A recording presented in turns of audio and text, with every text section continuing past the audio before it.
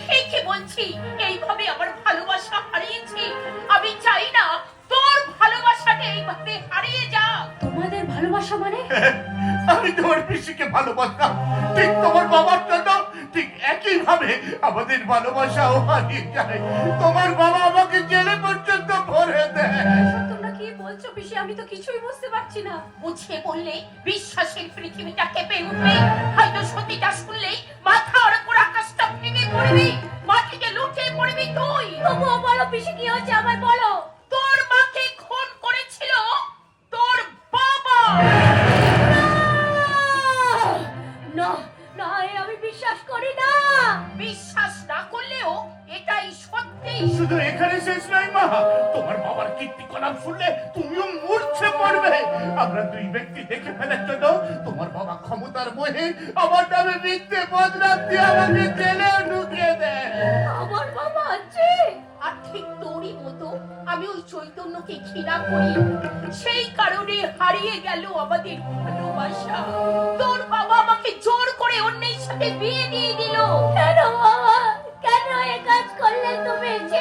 হ্যাঁ, তোমার বাবা যখন তোমার মাকে খুন করছিল তখন ওই প্রেমের বাবা দেখে ফেলেছিল বলে তাকে কুপিয়ে কুপিয়ে কুপিয়ে কেটে ফেলেছিল।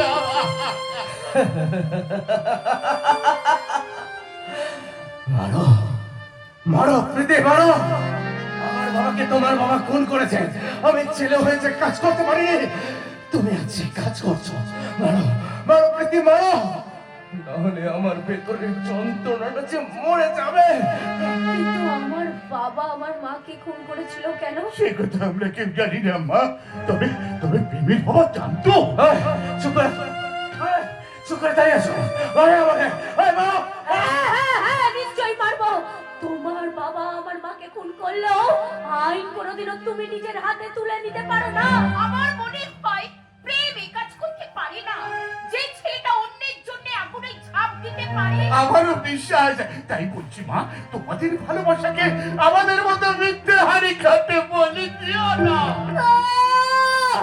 চুপ করুন, আপনারা দয়া করে এখান থেকে চলে যান। আপনারা যতই বলুন না কেন, সন্দেহ এমনই জিনিস সবাই বুঝলেও ভালোবাসার মানুষ কখনো বুঝবে না, কখনো বুঝবে না।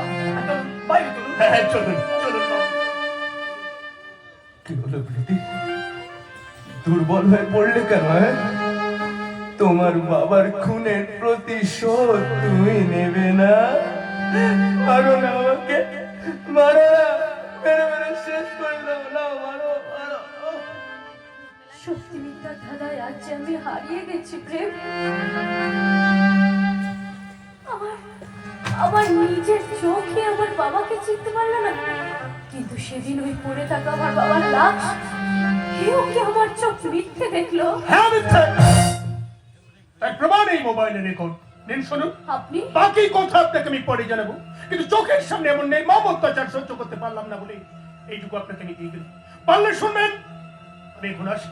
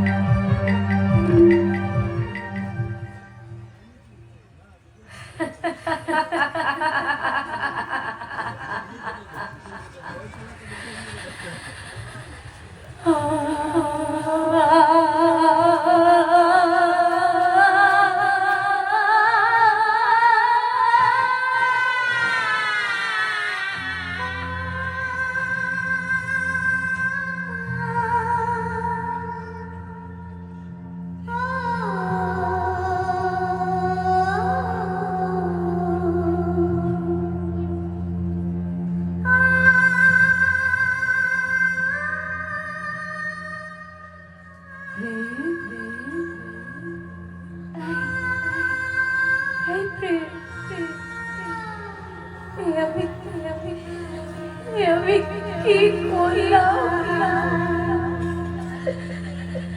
ক্ষমা ক্ষমা করে দাও।